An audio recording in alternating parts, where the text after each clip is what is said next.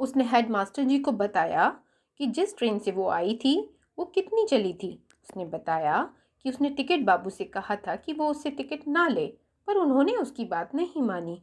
उसने बताया कि दूसरे स्कूल की शिक्षिका कितनी सुंदर है, अबाबील का घोंसला कैसा है, उसका भूरा कुत्ता रॉकी कैसे कैसे करिश्मे दिखा सकता है।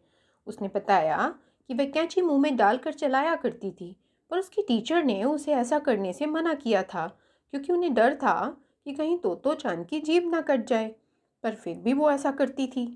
उसने बताया कि वो नाक कैसे सिनक लेती है क्योंकि उसकी बहती नाक अगर माँ देख लेती है तो उसे डांट लगाती है। उसने बताया कि उसके पापा कितने अच्छे तैराक हैं, और तो और वो गोता भी लगा सकते हैं। वो लगातार बोलती ही जा रही थी।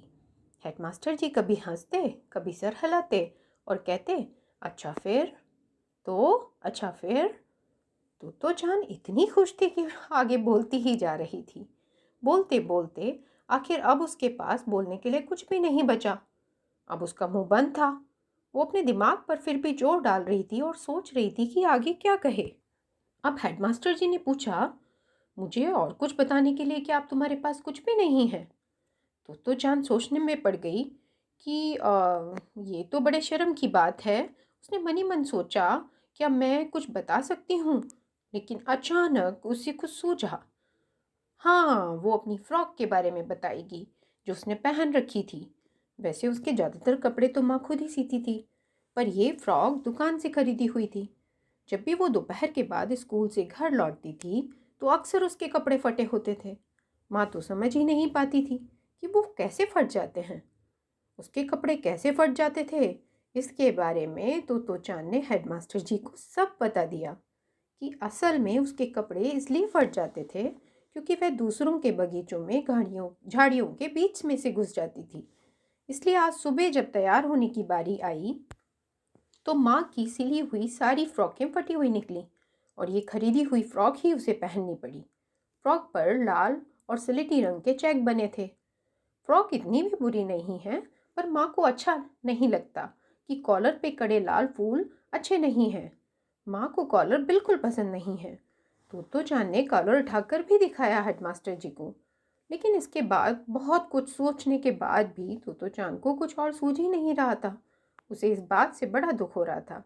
लेकिन तभी हेडमास्टर जी उठ खड़े हुए। उन्होंने बड़े प्यार से अपना हाथ उसके सिर पर रखा और कहा, अब तुम इस स्कूल की छात्रा हो।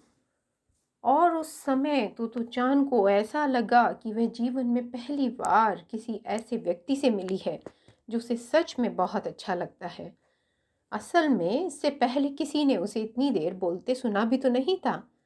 और तो और हेडमास्टर जी तो उसे सुनते समय एक बार भी उन्होंने जम्हाई नहीं ली। एक बार भी उनके चेहरे पर रुचि का भाव भी नहीं आया। शुरू से अंत तक उन्हें सुनना बहुत अच्छा लगा।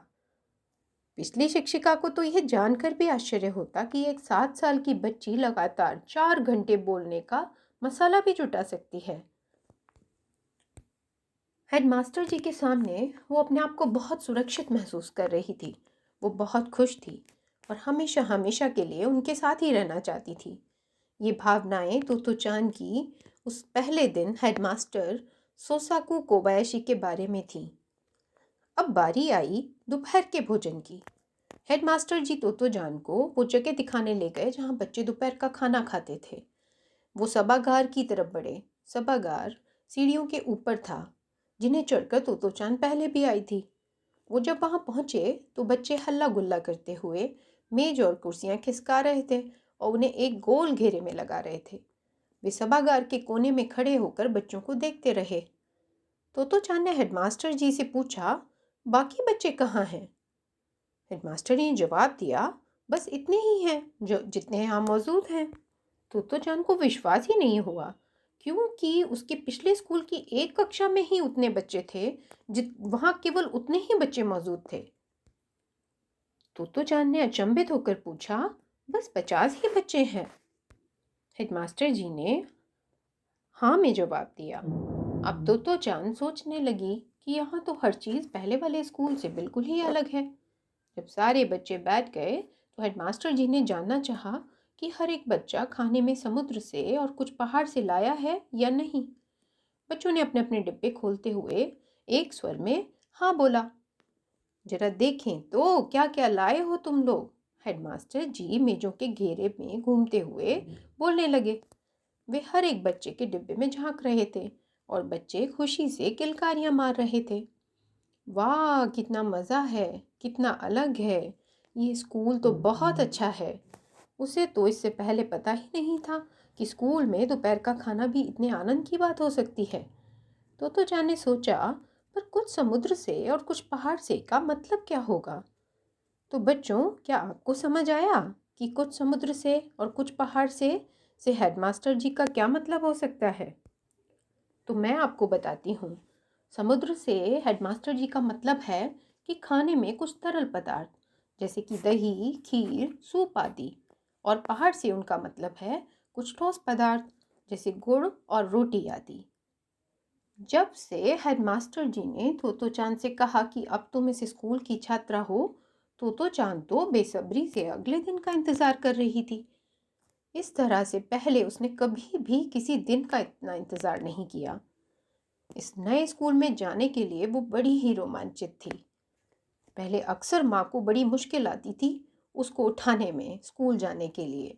पर ये क्या, उस दिन तो तोतो चांद सबसे पहले उठकर तैयार हो गई और अपना बस्ता पीठ पर बांधकर इंतजार करने लगी।